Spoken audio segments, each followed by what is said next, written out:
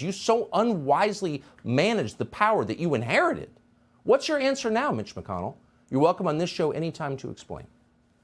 Tulsi Gabbard is a former member of Congress, a former presidential candidate, and one of the very few people in the world who went on television after this invasion a year ago and said this could get really dangerous. You were right. And now that China is aligning with Russia and supporting the Russian war effort effectively against us, this seems like a massive turning point.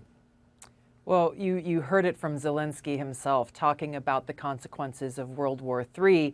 The thing is, he has made very clear that that's where he thinks we are already, that we are in World War III. Ukraine is the tip of the spear. And this is how he justifies making demands of the United States and all of these NATO countries to equip him with all of the weapons and aircraft and tanks that the United States and NATO have to go and fight this war that we are in against Russia. He is doing everything that he can to bring us and NATO into this war, directly into conflict with Russia. You remember when their Ukrainian missile defense system, unfortunately, had a missile that went into Poland and killed 2 civilians on a farm. What did Zelensky say? His very first thing, first person on camera saying, hey, this is a direct attack against a NATO ally. U.S. and NATO, you must go and attack Russia.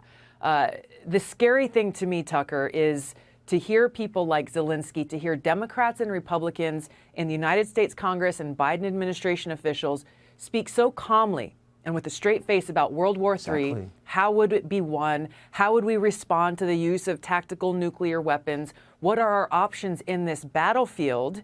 Forgetting what Ronald Reagan said when he said a nuclear war cannot be won and therefore should never be fought.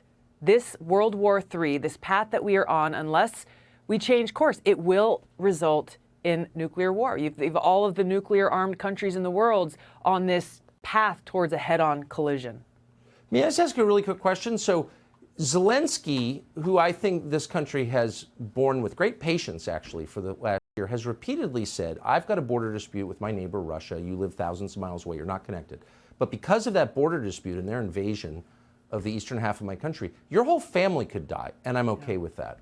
Yeah. Why aren't Americans rising up as one and saying, you're suggesting it's okay that my family dies? No, it's not okay.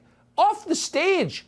Like, why are we putting up with this, honestly? You know, you look at the lies that the American people are being told by President Biden, by Mitch McConnell, by these warmongers in both parties, selling this lie that this is about defending freedom and democracy. And as he said, there's no greater threat to that democracy than this fight against this war against Russia.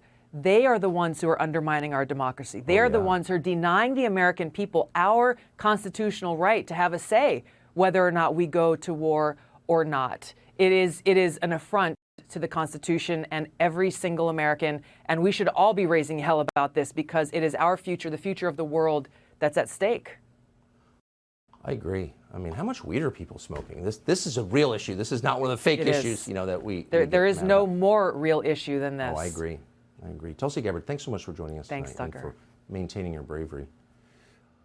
Oliver Kokenauer.